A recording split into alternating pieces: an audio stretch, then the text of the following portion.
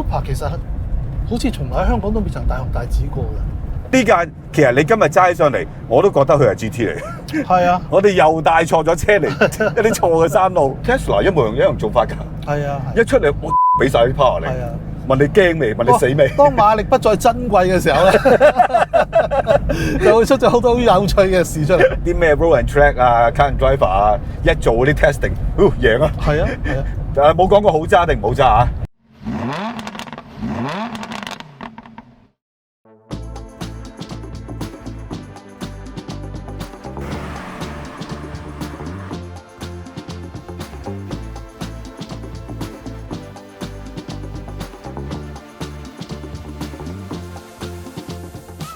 老 Sir， 我哋一直都未試 Supra 系列嘅喎，不過今日借咗部好靚仔嘅 A70翻嚟，咁就希望將來可以逐步試俾大家睇啦。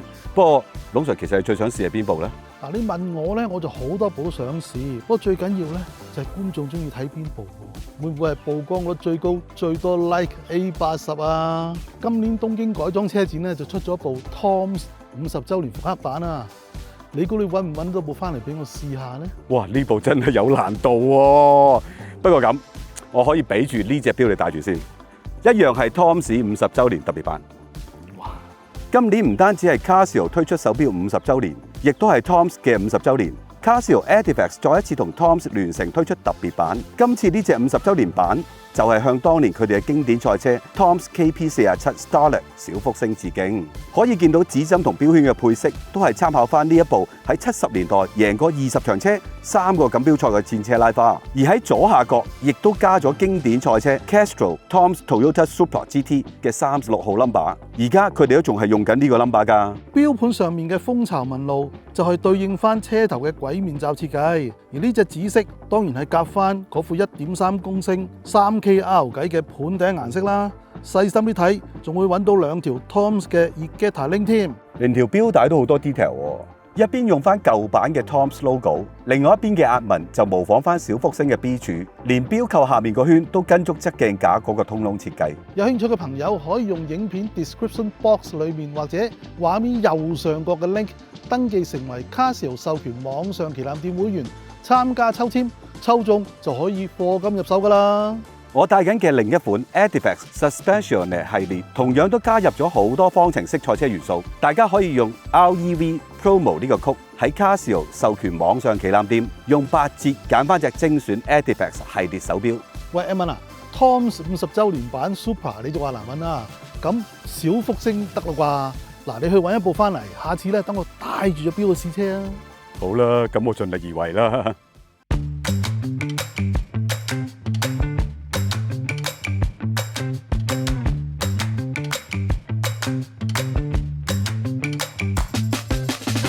話時話，點解我哋一路都係試唔到 Supra 嘅 ？Supra 其實好似從來喺香港都未曾大紅大紫過嘅。其實未嘅。我細個印象好深，當然係 Celica Supra 啦。港產片係成日都見到噶嘛。其實 Celica Supra 咧，最初係由 Celica 嘅第2代啦，即係有條銀邊喺 B 柱嗰代咧變出嚟噶嘛，就叫做 Celica XX 啦，或者叫做 Celica Supra。係啊。第2代之後咧都一樣嘅，都係由 Celica 變出嚟嘅。但係去到 Supra 嘅第3代咧，即係去到 Celica 嘅第4代啊 ，Celica 主要頭轆嘅。係。咁所以 Supra 咧就再同 Celica 咧有太多嘅關係啦。唔再係新式嘅啦，冇錯啦，就獨立成一個車系。係。咁其實歸根究底咧，就係 Supra 係豐田廠想喺 Celica 呢個基礎上高咧，做一部馬力更大、車廂更大嘅車咧，去取悅啲西方，尤其是美國嘅特別係美國市場啦。根本上你將個車整部咁大嘅 engine 落去，個車身又大咗，其實同原本 Celica嗰啲咁樣嘅咁矯捷嘅身手咧，已經係兩件事嚟嘅。根本上咧 ，Supra 嘅定位咧係一個 GT 嚟嘅，而唔係一架 sports car。其實由頭到尾都係由 Celica再加個 Celica Supra，其實個體態都係大咗嘅。咁而家我哋揸緊嘅第3代啦。咁啊正式命名為 Supra 嘅，咁就係 A70啦。但係好多譬如我啲同事啊 Jason 佢見到呢架車都話認得，我認得呢架車喎。其實應該係咁講，係80年代好多車都係咁嘅樣。哦，大家所以就好容易誤會咗。係啦，兩門鐵燈都係 fastback， 而且咧個 B 柱之後係冇嘢嘅。嗯，即係話咧，你個車門咧係有咁長得咁長，車門後邊就係 B 柱啦，B 柱後邊係冇嘢嘅，最多有條 C 柱一路係攬到車尾啦。係成個車身嘅結構咧，我哋最關心嗰個車尾嗰兩個塔頂咧，上高係空框框嘅。咁你數一數啊，呢一種咁樣嘅外形，如果睇日本車啦，其實係萬事得 RX-7 嘅第一代就係咁樣㗎啦。FC 都好似係咁喎。FC 咧就佢都係咁嘅形態，但係咧你見到佢嗰個 B 柱咧，其實係拉得後少少啊，有少少頂到個碌拱嘅。譬如好似呢架咁啦，就唔係嘅，直情係個碌喺後邊嚟嘅。如果你瞓低張凳，好似通晒嘅，係啊，係冇遮冇掩，你成個一嘢針入去都得嘅。呢架車其中一個我諗令人有好強烈嘅印象，可能係個跳燈啦。冇錯啦，icon 嚟嘅，80年代 icon 嚟嘅。80年代基本上係美國主宰住呢個世界嘅汽車，佢要乜，無論日本廠、歐洲廠都跟住行嘅。你睇下，除咗呢架變咗咁大型之外，Fair Lady 都變咗好大部喎。係啊，變咗個大肥婆，同斯力架嘅情況係一樣啊！突然間，哇咁鬼大部，最重要嘅關鍵係擠副大 engine 落去啊嘛，再呢副7M engine，當然A70有好多副 engine 嘅，咁最勁就係呢一副噶啦，即係3.0 turbo。大家唔好誤會係 A80 嗰副3.0 turbo 啊，唔係嘅，唔係同一個系列嚟嘅。呢個係歷史好悠久嘅 engine 嚟嘅。你一睇個盤頂話，又係咁喎。你見到兩條 cam 咧就有咁闊得咁闊係嘛？山長水遠點解咧？因為佢個夾角咧，呢部 engine 去到50度。哇，好勁喎！50度，即係勁過86嗰副喎。係啊，4A嗰部40幾度啫嘛。夾角大嘅話，你進出氣快入快出。咁咧，對於高轉數馬力提升咧，就梗有幫助啦。咁但係咧，當我低轉需要扭力嘅時候咧，啲空氣咧唔夠足夠嘅時間去混和啊。咁於是乎咧，就會令到個低轉咧吃虧咗。但係咧，呢部機器咧，佢亦都知道先天性嗰個盤頭設計到咁咧，係會損失咗啲低轉扭力嘅。所以咧，佢喺嗰個口徑乘衝程嗰度咧，佢咧就唔會攞到咁盡。佢都算係一個窄口徑。係。長衝程即係82口徑乘91衝程，係啊，咁所以呢方面咧就令到佢個低轉嗰度咧就攞翻少少分。事實上而家即係就算呢一架1989年嘅車啦，都有幾廿年歷史㗎啦，咁所以齋上嚟低轉仲 OK 嘅，係，因為如果20、80年代 turbo 車嚟講，低轉應該好差嘅，所以呢架車我諗佢由 day one 嘅 setting 真係為咗滿足美國人嗰個需要。嗱，我哋頭先講嗰啲。第一代嘅 RX-7啊，跟住去到 FC 啊，呢架甚至乎再前啲嘅30嘅史泰龍啊，喂，其實架個樣你睇翻啦，歸根究底個祖宗咧，咪美國70年代嗰啲 Camaro 啊，嗰啲 Firebird 咁嘅樣，係咪啊？既然個市場喺嗰度嘅話咧，佢就會考慮嗰度啲人點樣用車，個身形有幾大係嘛？個seat位又要幾闊啊？咁然之後咧，嗰個路面需要力量大啲啊，加速好啲啊 ，handling 好啲啊。咁老實講啊，美國咧就唔同歐洲啊。美國人對於嗰啲轉彎抹角嘅性能咧，就要求唔係咁高嘅啫。但係直路加速咧，佢哋就好喜歡嘅。咁所以咧就出咗呢啲咁樣嘅前置後驅啊，直六大turbo機器啦。價格都係咁上下。你唔好話日本啦，歐洲廠好似寶馬都做咗個8系出嚟。其實好明顯，個 target 唔係歐洲嘅，成個市場就係美國啫嘛。牛龜馬大，鬼死咁重，加副大機器，美國人好中意嘅。咁尤其是呢一架咧，你見到佢相對於佢嘅同期嘅對手啊，譬如係 NSX 啊，可能係 Fair Lady 啊，可能係萬事得嘅 FC 啊，佢係特別狼嘅。即係我意思係嗰個後座空間啊，佢個重量啊，佢個 wheelbase 啊。全部都係 oversize 嘅，因為佢同斯力架同一車系嘅時候咧，佢有好多嘢手製嘅。到咗呢一代咧，佢係自己獨立一個車系咧。哎呀，佢又做一個 GT 咁啊，瞓身去做啦，做到盡晒啦。咁結果咧，嗱，你留意一樣嘢，你話佢係成功定唔成功咧？你睇下去到 A80點嘅，你就知道 A70 大家都對佢印象係點啊？去到 A80咧，你見到個重量減翻輕咗，係 wheelbase 減翻短咗嚇。咁即係話咧 A70 佢呢一個咁樣嘅做法咧。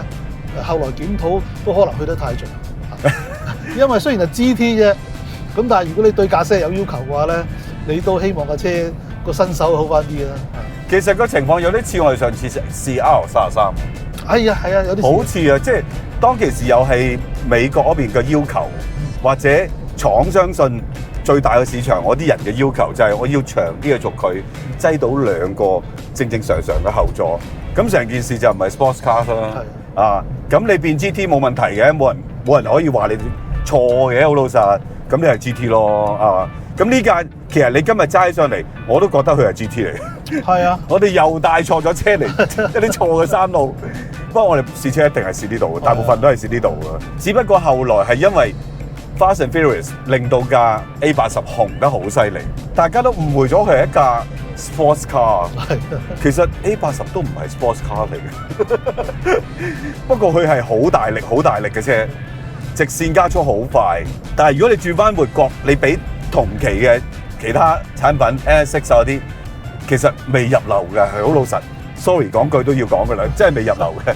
龍 Sir 有到你嚟試下先啦。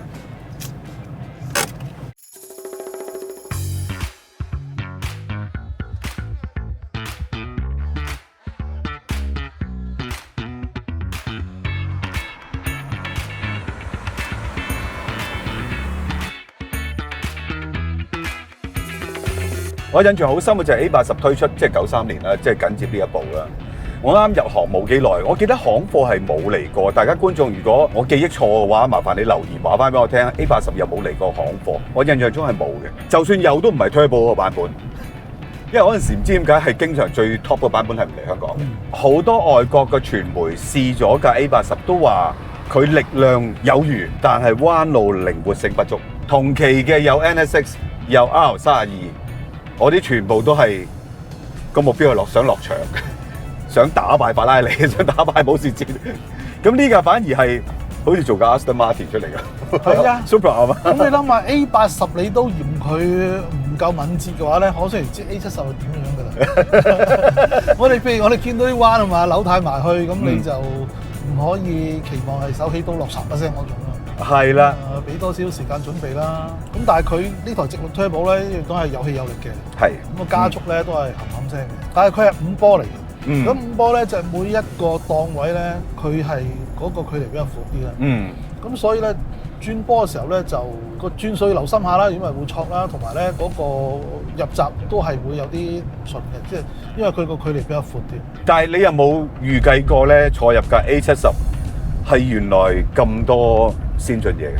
喺當年電子標板啦，當其時好勁㗎電子標板出嚟嘅時候，大家覺得好似係太空科技咁。除咗電子標板，老實講啊，我覺得係一個啲 gimmick 嚟嘅啫。係。初頭睇唔慣添喎，中意睇圓標添喎。咁但係呢架車咧，除咗電子標板之外咧，咁都仲有電子避震啦。係啊，電子避震啊。當時有好多最新嘅東西嘅，嗰啲咩 ECS 都有得 option 嘅，咁但係咧就唔係標配。咁 LSD都係冇標配嘅，都係 option 嘅。係啦。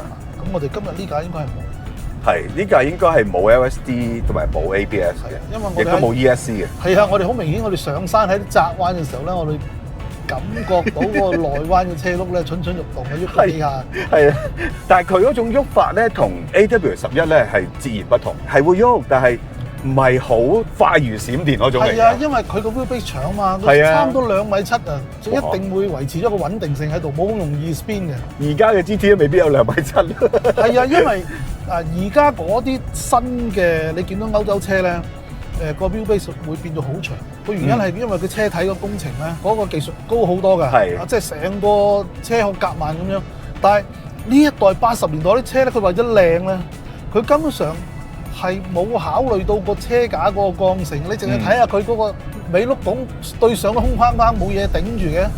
咁當然啦，點解80年代啲車夠膽咁設計咧？我相信啊，即係我個人嘅睇法咧，就係嗰陣時有咗 turbo，啲馬力越嚟越大。咁但係令到個車失控咧，其實最先頂唔順嘅係車胎。係。因為嗰陣時車胎技術渣渣地嘅，係啊。咁所以你根本上唔需要話抌好多錢落去整到好靚嘅車架，因為你個車架幾靚都好啦，你條胎頂唔順嘅話，條胎線先啊。係。咁跟住後來車胎工藝都好咗嘅話，如果你個車架唔得嘅話咧，就變咗係個車架流咯。你見到每一個國家咧，每一派別咧，佢哋做車都唔同嘅。德國人做車咧，好少會做到咁嘅，得一架我見到係咁嘅啫。有一 Targa，哦，咁佢冇辦法啦。但係講啊緊 Targa 個力量來自車底啊嘛，係佢係源自福斯甲蟲嗰種概念嘅，所謂 platform chassis。 platform chassis 個力量來自車底嘅，唔使靠個上杯個金鐘罩罩住。所以佢嘅車底係做到超剛硬噶嘛。係啊，啊，但係呢啲車已經唔係嗰種玩法嚟㗎啦。但係除咗我哋講呢個911 Targa 呢個咁極端例子之外咧，80年代咧啲馬力開始提升，有咗 turbo 啊成咧，德國人做車咧唔夠膽會做一個咁遠嘅車架，然之後冇嘢硬住4個轆拱嘅，佢哋都會善用個車頂嘅力去營造成個車身嘅剛性啊嘛。唯獨是日本，因為要取悅美國70、80年代嗰啲跑車嘅體態，佢就要學到足咁嘅樣，就夾硬嚟。咁嘅樣老實講彈翻一樣嘅啫。去到90年代中後期咧，已經大家回歸理性㗎啦，知道唔可以繼續咁做車㗎啦。咁事實上，當其時嘅日本車廠都仲係一個萌芽階段啊！佢哋想試好多嘢，令到世界啲人知道佢啲 product 係得嘅喎。最容易嘅方法咪用 power 咯，係啊，係嘛？情況有啲似而家係電車啊 ，Tesla 一樣做法㗎。係啊，一出嚟，我俾晒啲 power 你。係啊，問你驚未？問你死未？當馬力不再珍貴嘅時候咧，就會出咗好多好有趣嘅事出嚟。另外一樣嘢我想講咧，就係喂呢套避震咧，我唔知係因為年紀嘅關係定乜嘢，定係原裝本身已經係咁啦。佢個 normal 電子避震同 sport 咧，我覺得個分別真係唔係好大。係啊，基本上好似冇乜分別咁。而家就總之係軟腍腍咁啦。而家我哋揸呢個車嘅感覺就係個避震軟，胎套厚，車架軟，直情係坐咗張席夢思上高咁樣。仲有坐墊都軟嘅。係啊，即係成件事係好舒服㗎。你如果慢慢揸，佢又唔係冇力架車，成架車行起上嚟又順，所有嘢都係軟軟地嘅。GT 就係咁。我個年代 GT 其實就係呢種 setting 嚟嘅喎。不過有啲廠就會再做得個車身硬少少。但係你如果話日本人要當其時要做 GT，佢擠晒落嚟㗎咯啲嘢。你諗下，電燈、電嘅 lumbar support、恆溫冷氣、跳燈、霧燈，仲有電子避震，仲有 cruise control 啊，好似係，仲有 central lock。哇！呢啲全部都係當年你買歐洲車全部都要加錢嘅呢啲嘢。我諗日本廠喺當其時就係用呢啲方法去氹一啲，其實佢真係唔係玩山路，唔係真係玩好 sportsman 嗰種嘅駕駛態度嘅人。我買部哇，只有速度、有力量、有快，但係又舒舒服服。最重要係咩啊？坐到人啊嘛後邊。同埋佢咁樣做法喺個 power 上邊已經贏咗好多美國車嘅。你有啲咩 road and track 啊、car and driver 啊，一做嗰啲 testing，贏啊！係啊，係啊。冇講過好揸定唔好揸啊，贏。設備贏，價錢贏，咪就係咁樣玩法啫嘛。我哋講到好似好冇咁呢架車，其實唔係。唔係呢個，其實咧就係喺日本汽車個發展過程裏邊嚟講咧，係一個里程碑嚟嘅。因為總會有一個探索嘅過程。係啊。而個探索過程裏邊咧，好難話咧，你一做個決定就喺正中間目的嘅，即係你梗係話走多咗啊，走翻轉頭。係啊，修正嘅會。經過2、3次就揾到個最理想嘅狀態。今次呢一個好明顯就係話，佢要做一部 GT 大馬力嘅、舒服嘅，佢就瞓晒身 all in，就係將所有佢要做嘅做到盡。係啦，係啦。咁然之後咧，去到 A80咧，佢就將嗰啲多咗少少嗰啲。係啦，就修正啦，開始修正啦。其實 A70都係 Group A 嘅賽車嚟嘅，即係呢一副7M 計都可以推到去400匹。當然400匹係一個賽例嘅要求啦，我估係再可以高啲嘅。咁但係到 A80嘅時候已經轉咗新計啦，嗰副就更加驚人啦。咁即係換言之，我哋點都要試埋 A80㗎咯喎。A80就係大家心目中都好期待嘅一部即係 legend 嚟啦。係啦，呢個近代 legend，佢出嘅時候唔係 legend 嘅。你會覺得係點解佢係 legend 咧？其實就係除咗部電影之外咧，佢就係直六 FR。佢冇其他對手咁多古靈精怪。陣間又4驅啊，又4輪轉向啊，陣間又電子引擎啊，佢就係 FR 直六 turbo 大馬力，呢個咁 old school 嘅一部跑車，咁齋上嚟咧就會有另外一種味道啊，相對嗰啲高科技嘅產品。既然你講到咁 legend，咁我就努力試下去揾先。大家朋友有冇 A80？雖然我知道大部分都有少少改動過嘅，咁但係如果有啲改得少啲，或者甚至冇改過嘅，俾我哋感受下當年嘅 Legend 係點樣。講個爛 get 俾你聽啦。啊啲人成日都話咧啊， ，gasoline 係快過 diesel。嗯，其實唔係嘅，呢個世界最快係 diesel。嗰個叫 Vin Diesel，係咪好爛嘅？爛爛地啊！嗱，唔得，通常成日都有呢啲咁嘅爛 get。咁我哋下次再揾另外一個爛 get 收尾先。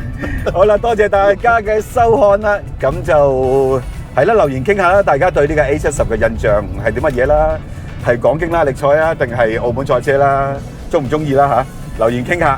咁啊，記得 comment、like、share、Facebook、IG。麻煩大家幫幫手，多謝晒，拜拜。